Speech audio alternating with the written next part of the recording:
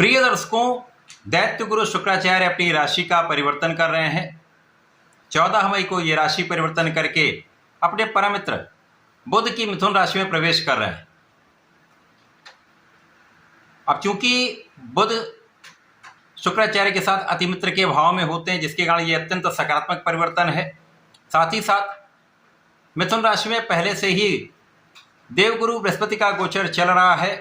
इस प्रकार से शुक्राचार्य के राशि परिवर्तन से दो गुरुओं का महायोग बनने वाला है। जब शुक्राचार्य का गुरुदेव बृहस्पति के साथ युति प्रभाव आरंभ होगा, जिसके कारण एक महाराज योग बनेगा, जिसे शंख नामक योग कहते हैं। ये शंख नामक महाराज योग आपको ज्ञान भी देता है, आपको सुख भी देता है। निश्चित रूप से इस परिवर्तन का प्रभाव समस्त राशि के जातकों को प्रभावित भी करेगा।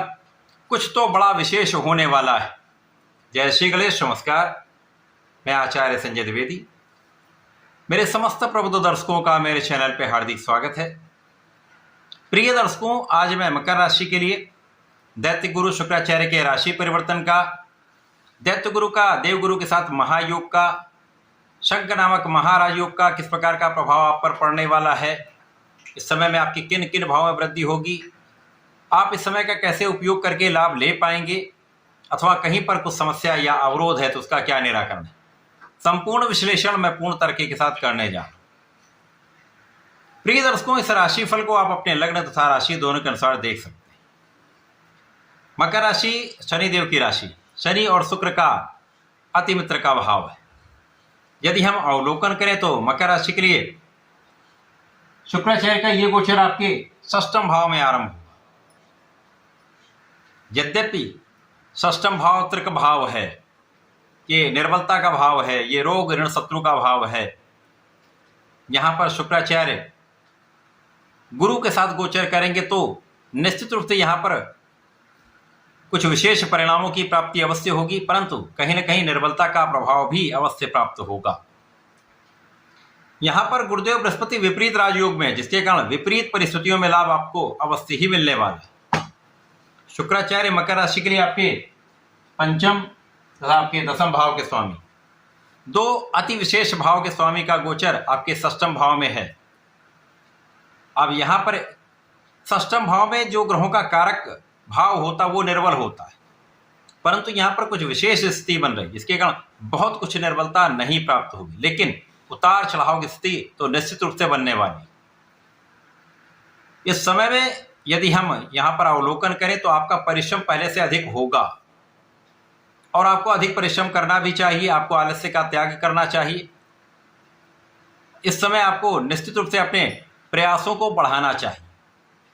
यदि आप अपने प्रयासों को बढ़ाएंगे तो इस समय में आप इस समय का सदुपयोग करके लाभ ले पाएंगे, क्योंकि गुरुदेव बृहस्पति जो नैसर्गिक रूप से ज्ञान देकर, आपको शिक्षित करके, आपको योग्य बनाकर, कार्यक्षेत्र दिलवाकर धन का लाभ कराते हैं, वैवाहिक तथा संतान सुख प्रदान करते हैं, और शुक्राचार्य जो इस भौतिक जगत के समस्त सुखों को प्रदान करते हैं।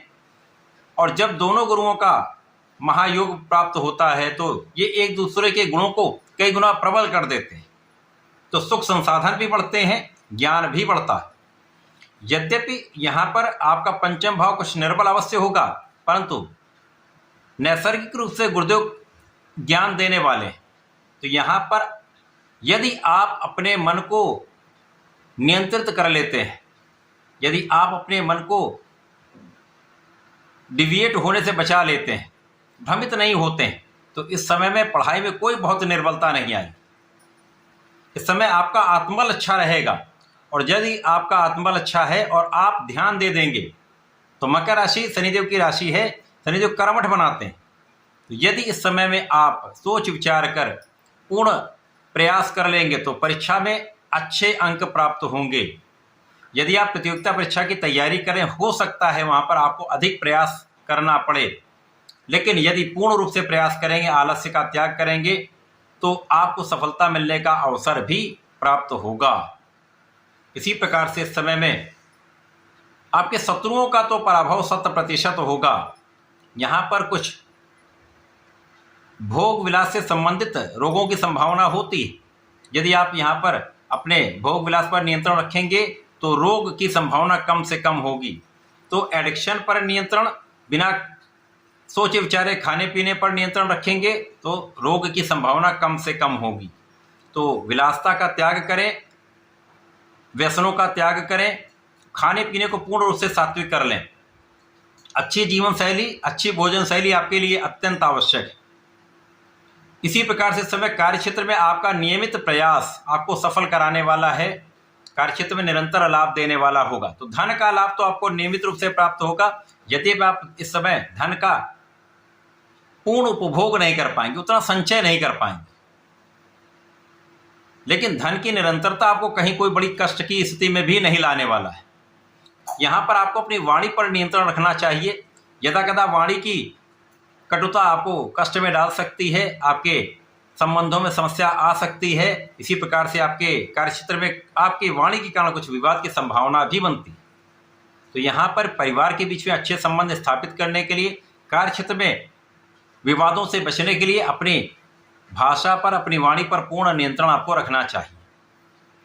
और इस समय आपका संतान भाव अच्छा रहेगा। संतान के लिए कुछ चिंता अवश्य हो सकती है आपको, लेकिन कोई कष्टकारी स्थिति नहीं है। इसी प्रकार से जो जातक विदेश में रहकर कार्य कर रहे हैं, विदेश से संबंधित होकर किसी नौकरी में है, व्यापार में है, तो यहाँ पर अच्छा धन प्राप्ति का योग बन रहा है। यहाँ पर अच्छे अवसरों की प्राप्ति का योग बन रहा है।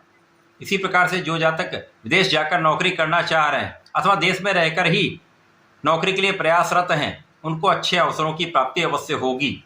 इस समय में यद्यपि कुछ समस्याएं हो सकती हैं, कुछ अवरोध आ सकते हैं, व्यापारिक भाव के लिए कुछ धन का अवरोध हो सकता है, परंतु यहाँ पर आपका भाग्य साथ देगा।